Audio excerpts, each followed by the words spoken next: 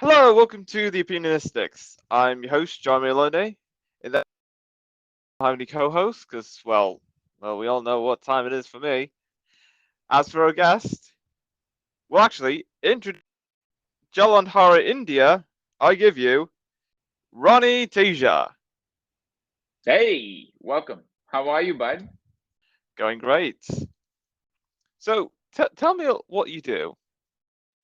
My name is Ronnie Teja. I run a portfolio of e-commerce businesses, and the nature of this company is that we are a team of 75 employees, all of us, and we are completely remote, working all over the world. So we've been remote for about 10 plus years, so pre-COVID, and we're in the business of watches and a bunch of other niches. Oh, okay. Yeah, And how long have you been doing that for? about a decade. Wow. A decade. I would not have expected. It's been a while. Oh, crazy. And how origins of this? Yeah. So the story is well, I can take you to the starter story of my company. So essentially, my family immigrated to Canada, and this was back in 2008. And I'm a self-taught digital marketer, and watched YouTube and read a bunch of Google blogs and taught myself online marketing, and then got a job working for HSBC. And from HSBC, worked at a company called Best Buy, which basically sells electronics, kind of like Currys in the UK. And from there on out, I said, look, I've been working in online marketing for about, I'd say about by then I'd worked in online marketing for about 4 years, and I said, time to change things up and see if I can take a chance on myself. And then I started the watch business back in 20, I think it was 2013 or 2014. And the premise behind this whole project was that I read somewhere that the margins on quartz watches are about 70%. And I said, wow, that seems like a really good idea. And I said I could probably do that. And off I went to Hong Kong, and via Hong Kong went to Shenzhen, China, and essentially started my business. And of course, back then, Facebook ads were extremely cheap. Instagram was becoming a thing, and because of the nature of the advertisements and everything else, it was quite easy for me to start my business, given that the ad market wasn't as competitive, and started started my business that way. uh, and then over the years, what's happened is we've gotten into different niches. We've acquired companies horizontally and vertically, and today we're a portfolio of about 15 different companies, um, with a lot more employees than I'd imagined. The nature of the company when I started was essentially to be able to live on a beach somewhere in the world, and somehow I've ended up on a beach after a decade, uh, you know living in Koh Samui, Thailand. Yeah, so that's where I am. All right then. Brilliant. And I want to know about your work as a marketer. How did it start, and what was your credits and experience from it? Yeah, for sure. So digital marketing was sort of interesting because back in 2008, 2009, it was, it was still, you have to understand, like 2008, in the years of digital marketing, and the way it moved was still very nascent, right? So it's like 2001, people tend to forget, is 2001, there was still a dot-com bust. So it was still coming up. Google ads were extremely cheap. uh, Facebook was just becoming a thing back then. Social media was just, what we call social media and we used to in our lives, was just becoming a thing back then.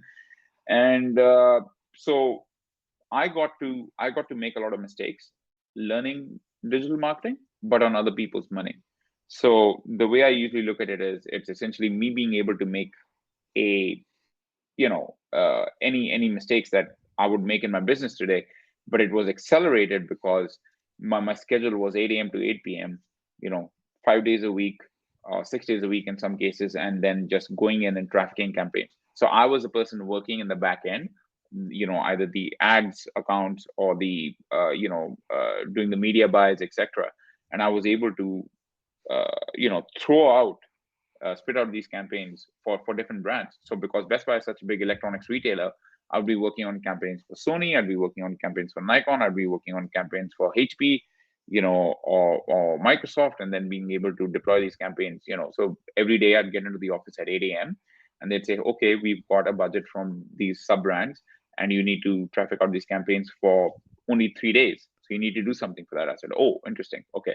So, it was so by virtue of coming and working on that platform on a daily basis, it was quite interesting that I was able to do this. All right. Pretty promising. Yes, sir. So, what is the reason for your family to Canada from India? Well, yeah, that's quite an interesting story. It was a choice, I guess, that my mom and dad wanted to give us a better life. So I'm an adult immigrant to Canada, right? So I moved to Canada when I was, I think, about 21 or 22.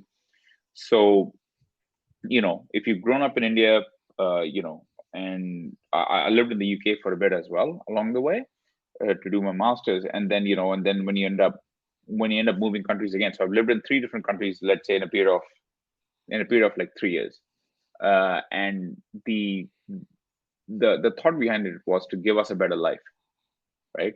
So parents do sacrifice a lot. I mean, if it was up to my parents, we led a pretty cushy life in India, but for them to sort of take us out of that and say, look, at the age of 45, 50, 45, I think, they said, we're going to change our lives for you, which is essentially, it was starting from scratch. Your credit score essentially went to zero, and then they started from scratch again, just so they could give us a better life. And here we are, of course, along the way, many years later, enjoying the fruits of the labor, for which I will forever be grateful to them for. All right then. Brilliant. So, where would you see yourself 20 years from now? 20 years from now is an interesting one. My goal, I'm a builder. So that's one thing that I've realized has excited me. So even if I were to exit my current business, I think I would be building another business. A lot of folks do say, okay, what is the next build that's happening? Uh, Chances are, I don't know what that next sort of venture would look like, but I definitely could see myself building something, a new venture, a new business. Could be social impact. Who knows, right? But I enjoy building things. It's like the new, the unknown, the exciting. It's an adventure. So that's definitely it. Fabulous. Really tall or really short? I think I think I'm of a medium height, but I still prefer being rather tall. Yeah, me too. This is coming from the top. Have you ever thought about a drink? Have you ever heard of a drink called banana? No, I haven't. Okay, so basically, it's like a movie slash milkshake. It's kind of a mix between the two, and it's a very interesting fluffiness. It's really interesting, really. Okay. Yeah, I've never But heard of yeah, it, but it sounds pretty cool. oh yes, it sure does. What the most hours playing? Squash. Ah, Yes, sir. what happens in real life but rarely gets portrayed in movies? Ooh, that's an interesting one. That's a catch. Uh, I'm drawing a blank here, man. I can't tell you. I was gonna say something along the lines of sacrifices, but that's the premise of every movie. I think movies are meant to show most emotions. That's the interesting part, right? Like, it's like that's why they take you on this journey, don't they? Yeah, of course. Yeah. I couldn't tell you, to be honest. I understand. Yeah. If you had a song for every time you entered the room, what song would that be? Oh, if I had a song, I don't know. It'd probably be like, huh, I've never thought about that. But now that you say it, it'd probably be Eye of the Tiger, maybe Survivor. It'd be cool. I think it's a good song. Yeah, it sure is. What fictional item do you wish you owned in real life? A magic wand. Hmm, brilliant. That leads to the next question. If you were to learn spell, which would be the first spell you want to learn first? Ah, contentment. All right then. If you could switch jobs with someone else for a week, what job would you like to try? Hmm. Being a chef in a pressure cooker restaurant, like like a person who's working, 16 hours a day in a very highly competitive kitchen where everything's just moving. It's a boiler room atmosphere. That would be my number one. Great. Yeah. Would you rather never or never age mentally? Never age mentally. All right then. What do you greatly enjoy doing but wish you could do more of? Ah, cycling.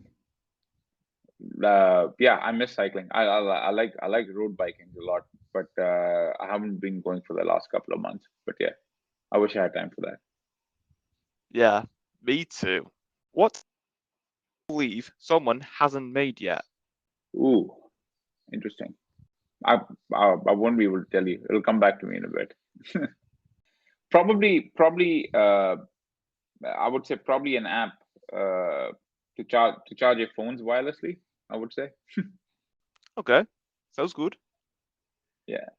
So the premise behind this app is, for example, if you're running low on battery, you could essentially, you know, ask somebody around you if they have a charger or something, so you could basically charge your phone, especially while you're traveling, right, or something else like that. It's like, hey, I don't have battery. Can somebody help me out? Now that sounds like a very useful app. Probably, but it's all community based, right? It depends on people if they'll volunteer a charger or they'll volunteer like a power bank to you in the neighborhood or the airport or something. So Okay, I never thought of it that way. That's also a very good premise, which I love thank to try out. Welcome. you. Yeah. So, if you were to start another business, what kind of business would you like? Oh, that's an interesting premise. I think the next business that I would start would essentially be in the field of something to do, probably be in the SaaS side, so like a software as a service, but I would say more related to helping the e-commerce community and developing the e-commerce community, probably in terms of LTV ratios, probably in terms of CAC, probably in terms of giving them a true picture of their financials so that they could make immediate changes even before, proactively versus reactively. Nice. If you could live anywhere in the world, would it be? Um, are we talking the whole year round, or are we talking about certain seasons of the year? Either way. Probably. I mean, I'm living it right now, so it would essentially be winters in Thailand, summers in Vancouver, and the spring in Tokyo, and probably fall in Berlin. Brilliant. The best of all seasons. Correct. Oh yeah. What's the best way to start the morning? Bit of gratitude, bit of journaling, coffee, protein shake. Brilliant. If you were told you only had 6 months to live, how would you? I'd spend it with my loved ones, with my near and dear ones, and I live life to the fullest every day as is, but I think I'd spend more time with the people whom I really do care about. Yeah, that's nice. What's your favorite food? Oh, it'd be an aloo paratha, which is basically it's a stuffed Indian bread, it's like a naan, but it's a roti, and it's something my grandmother used to make me, and to this day, it's like my favorite thing. Ah, okay then. When and where was the most amazing sunset you've ever seen? Probably be in Botswana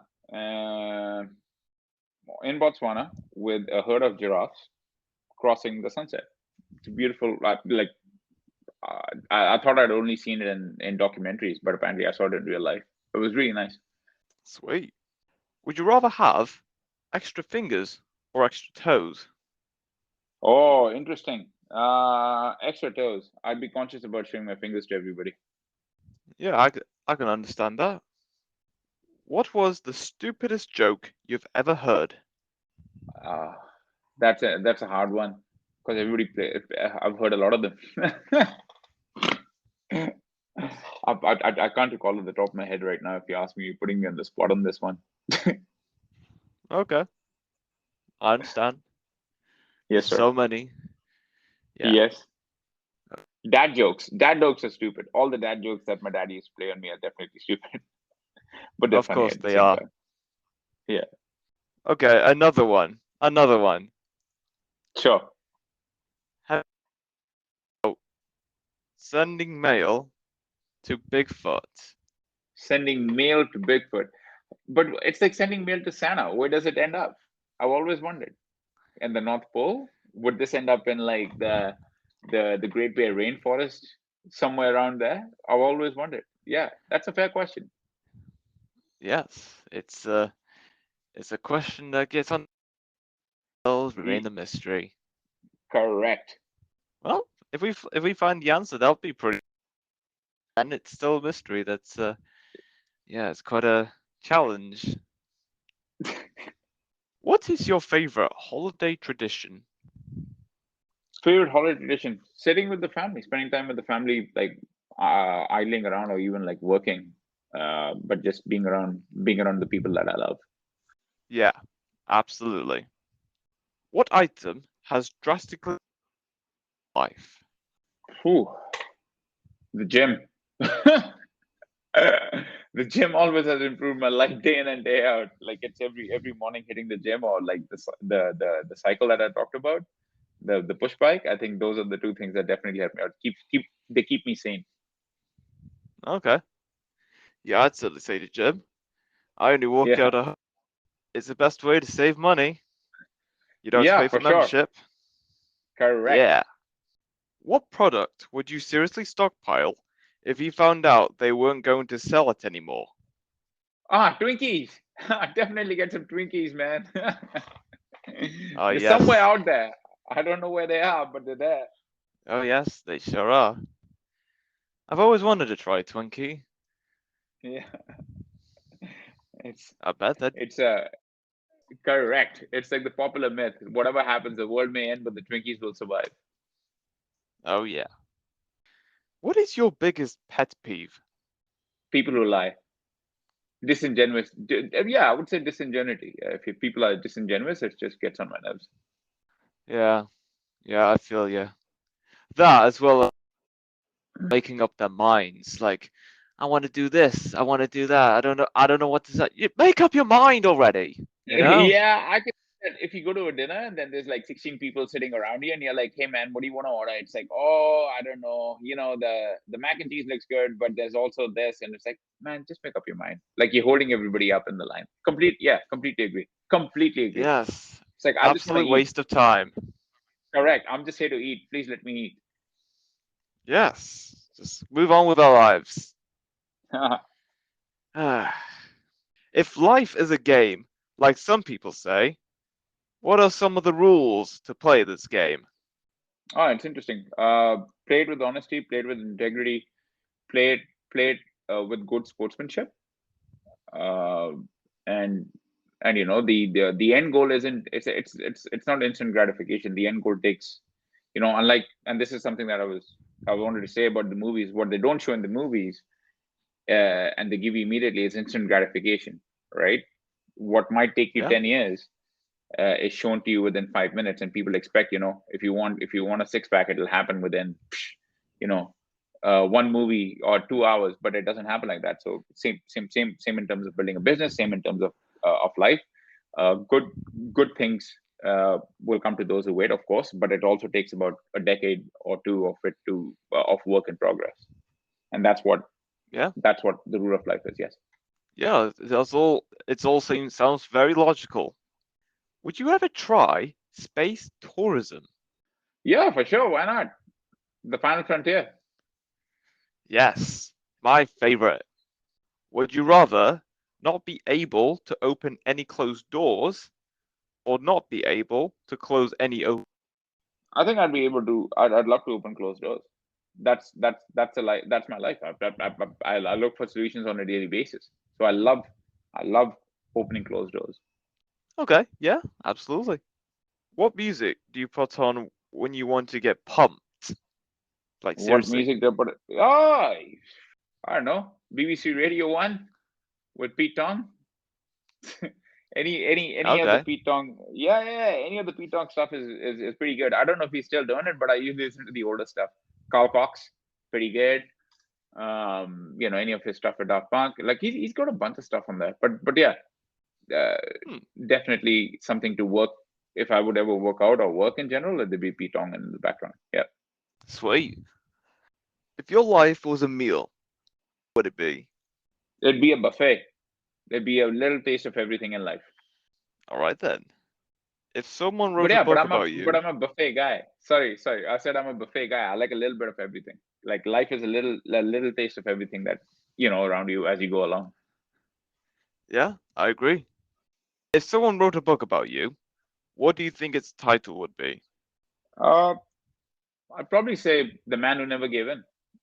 Uh, my life is a series of incidents where we're talking about closed doors, where doors were shut on me, or things happen in my life, but there's always I always found some sort of a way, wiggle room or whatever you may, to open those closed doors. So yeah, there's a lot of no's in my life. There's a lot of shutdowns in my life, and I'm lucky. I'm lucky, or the sort of it's been baked into me, the persistence to come out on top on the other side. Okay, cool, cool. Have you ever thought about living off the grid? Nah, I'm a social person. I think like that'll be too isolating for me. All right, fair enough. What was the funniest picture you've? Oh man, this is years ago. This is like when I used to drink. This is probably about 4 years ago in South Africa. I think it was probably my friend took it off me, and it was me hungover climbing the famous rock that's out there in Cape Town. And it's just, I had nothing in me. I think at a quarter mark and at the half mark, I was just me swearing and cussing all along the way. And he's got it on a picture and a video.